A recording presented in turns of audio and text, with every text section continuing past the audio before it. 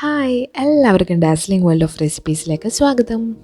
ഇന്ന് നമുക്ക് ചോറിൻ്റെയും ചപ്പാത്തിയുടെയും ദോശയുടെ ഒക്കെ കൂടെ കഴിക്കാൻ പറ്റിയ ഒരു കിടിലൻ തൊടുകറിയുടെ റെസിപ്പി ആയിട്ടാണ് വന്നിട്ടുള്ളത്. ഇതൊരു ഒഴിച്ച കറിയല്ല കേട്ടോ. നമുക്ക് കുറച്ച് കണ്ടോ ഇതേപോലെ ഇരിക്കും നമ്മുടെ കറി. ടേസ്റ്റ് ആണെങ്കിൽ സൂപ്പറാണ്. അപ്പോൾ നമുക്കിത് എങ്ങനെ ഉണ്ടാക്കണമെന്ന് നോക്കാം. ആദ്യം തന്നെ ഒരു പാൻ വെച്ച് നല്ല പോലെ ചൂടാകുമ്പോഴത്തേക്കും നമുക്കതിലോട്ട് ഒരു 1/4 ടീസ്പൂണോളം ഉലുവ ചേർത്ത് കൊടുക്കാം. ഇനി അടുത്തതായിട്ട് നമുക്കൊരു 1/2 ടീസ്പൂണോളം ചെറിയ ജീരകം അല്ലെങ്കിൽ നല്ല ജീരകം നമുക്ക് ചേർത്ത് കൊടുക്കാം. എന്നിട്ട് നമുക്കൊരു ചെറിയ തീയിലിട്ടിട്ട് ഇത് നല്ല പോലെ ഒന്ന് റോസ്റ്റ് ചെയ്തെടുക്കാം. ഇത് നല്ല പോലെ മൂത്ത് നല്ലൊരു മണം വരുമ്പോഴത്തേക്കും നമുക്ക് അടുത്തതായിട്ട് ഇതിലോട്ട് ചേർത്ത് കൊടുക്കാനുള്ളത് മുളക് പൊടിയാണ്. നല്ല എരിവുള്ള മുളക് പൊടിയാണെങ്കിൽ നമുക്കിതിലോട്ട് ഒരു 2 ടീസ്പൂൺ വരെ മുളക് പൊടി ചേർത്ത് കൊടുക്കാം. ഇവിടെ നല്ല എരിവുള്ള മുളക് പൊടി ആയതുകൊണ്ട് നമ്മളിവിടെ 2 ടീസ്പൂണാണ് ചേർത്ത് കൊടുത്തിരിക്കുന്നത്. എരിവ് കുറഞ്ഞ മുളക് പൊടിയാണെങ്കിൽ 3 ടീസ്പൂൺ വരെ ചേർത്ത് കൊടുക്കാം കേട്ടോ. എന്നിട്ട് ചെറിയ തീയിലിട്ടിട്ട് 1 മിനിറ്റോളം ഇത് നന്നായിട്ട് ഒന്ന് മൂപ്പിച്ചെടുക്കാം. ഇപ്പോൾ മുളക് പൊടിയൊക്കെ നന്നായിട്ട് മൂത്ത് കിട്ടിയിട്ടുണ്ട്. ഇനി നമുക്ക് ഫ്ലെയിം ഓഫ് ചെയ്തതിന് ശേഷം ഇത് തണുത്തതിന് ശേഷം നമുക്കിതൊരു മിക്സിയുടെ ജാറിലേക്ക് ചേർത്ത് കൊടുക്കാം. ചെറിയ ജാറിൽ ഇട്ട് കൊടുത്താൽ മതി കേട്ടോ. എന്നിട്ട് നമുക്കിത് നല്ല പോലെ ഒന്ന് പൊടിച്ചെടുക്കാം. ഇപ്പോൾ നമ്മൾ എല്ലാം കൂടെ നല്ല പോലെ ഒന്ന് പൊടിച്ചെടുത്തിട്ടുണ്ട്. ഇനി നമുക്കിതൊന്ന് മാറ്റി വയ്ക്കാം. ഇനി നമുക്ക് ചെറുനാരങ്ങ വലിപ്പത്തിലുള്ള വാളംപുളി എടുത്ത് കുറച്ച് വെള്ളത്തിൽ കുതിർക്കാൻ വേണ്ടി വെക്കാം. എന്നിട്ട് കുറച്ച് കഴിഞ്ഞതിന് ശേഷം ഈ പുളി നന്നായിട്ട് പിഴിഞ്ഞതിന് ശേഷം ഈ വെള്ളം നമുക്ക് ആവശ്യമാണ്. ഇനി ഒരു പാൻ വെച്ചിട്ട് അതിലോട്ട് നമുക്കൊരു 2 ടേബിൾ സ്പൂണോളം എണ്ണ ഒഴിച്ച് കൊടുക്കണം കേട്ടോ. ഇതിൽ അത്യാവശ്യം എണ്ണ വേണം, അതാ ടേസ്റ്റ് ഉണ്ടാവുക. എണ്ണ നല്ലപോലെ ചൂടാകുമ്പോഴത്തേക്കും ഒരു 1/2 ടീസ്പൂണോളം കടുക് ഇട്ട് കൊടുക്കുക. കടുക് നല്ലപോലെ പൊട്ടി തുടങ്ങുമ്പോഴത്തേക്കും നമുക്കിതിലോട്ട് 1 ടീസ്പൂണോളം ഉഴുന്ന് ചേർത്ത് കൊടുക്കാം. കടലപ്പരിപ്പ് ഉണ്ടെങ്കിൽ അതും നമുക്കൊരു 1/2 ടീസ്പൂണോളം ചേർത്ത് കൊടുക്കാം കേട്ടോ. എന്നിട്ട് ഇതെല്ലാം കൂടി ഇട്ടിട്ട് നല്ല പോലെ ഒന്ന് മൂപ്പിച്ചെടുക്കാം. അപ്പോൾ നമ്മുടെ ഈ ഉഴുന്നിൻ്റെ കളറൊക്കെ മാറി ചെറിയൊരു ഗോൾഡൻ ബ്രൗൺ കളറായി വരുമ്പോഴത്തേക്കും നമുക്ക് അടുത്തതായിട്ട് ഇതിലോട്ട് ചേർത്ത് കൊടുക്കാനുള്ളത് വെളുത്തുള്ളിയാണ്.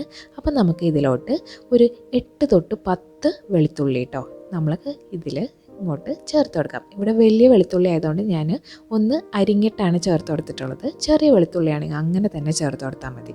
എന്നിട്ട് നമുക്ക് ഇത് നല്ല പോലെ ഈ വെളുത്തുള്ളി ഒന്ന് മൂപ്പിച്ചെടുക്കണം.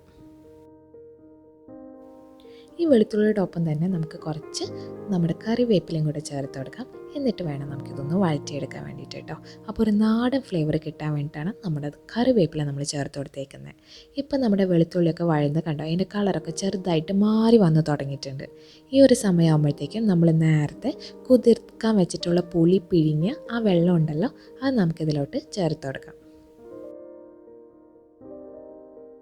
എന്നിട്ട് നമുക്ക് ഇത് നന്നായിട്ടൊന്ന് കുക്ക് ചെയ്തെടുക്കണം. അതായത് ഈ പുളിയുടെയൊക്കെ ആ ഒരു പച്ച ചൊവ്വ മാറുന്നവരെ ഇത് നല്ല പോലെ ഒന്ന് തിളപ്പിച്ചെടുക്കണം.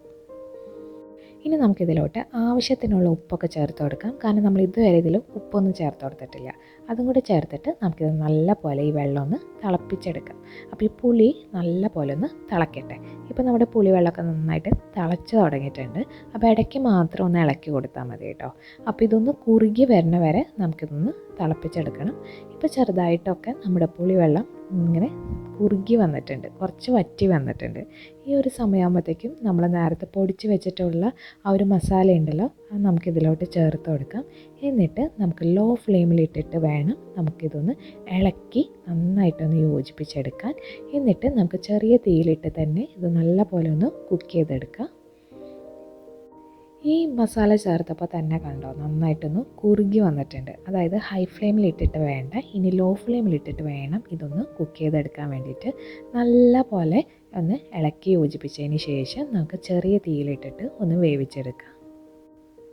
ഇടയ്ക്കൊന്ന് ഇതേപോലെ ഒന്ന് ഇളക്കി കൊടുത്താൽ മതി കേട്ടോ. ഇത് നമ്മൾ നോൺ സ്റ്റിക്ക് പാൻ ആയതുകൊണ്ട് തന്നെ എപ്പോഴും ഇളക്കി കൊടുക്കേണ്ട ആവശ്യമൊന്നുമില്ല.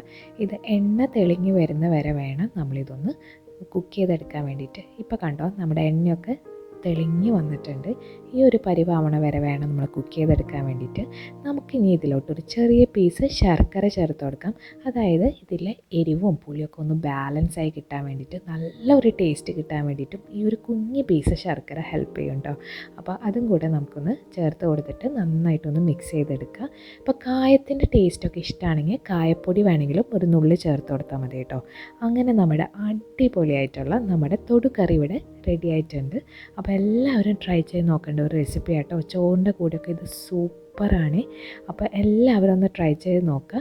ഇത് നമ്മൾ ഒഴിച്ച് കഴിക്കാൻ പറ്റിയ ഒരു കറിയൊന്നുമല്ല, പക്ഷെ ഒരു അച്ചാറ് ഇഞ്ചും പുളിയൊക്കെ കഴിക്കുന്ന പോലെ തന്നെ ചോറിൻ്റെ ഒപ്പം കൂട്ടി കഴിക്കാൻ പറ്റിയ ഒരു സൂപ്പർ ടേസ്റ്റിലുള്ള ഒരു കറിയാണ്. അപ്പോൾ എല്ലാവരും ഒന്ന് ട്രൈ ചെയ്ത് നോക്കുക. ഇതുവരെ നമ്മുടെ ചാനൽ സബ്സ്ക്രൈബ് ചെയ്യാത്തവരുണ്ടെങ്കിൽ ഒന്ന് സബ്സ്ക്രൈബ് ചെയ്ത് സപ്പോർട്ട് ചെയ്യണം കേട്ടോ. തൊട്ടടുത്ത് കാണുന്ന ബെല്ലൈക്കണും കൂടെ ഒന്ന് ക്ലിക്ക് ചെയ്യണം. Thank you.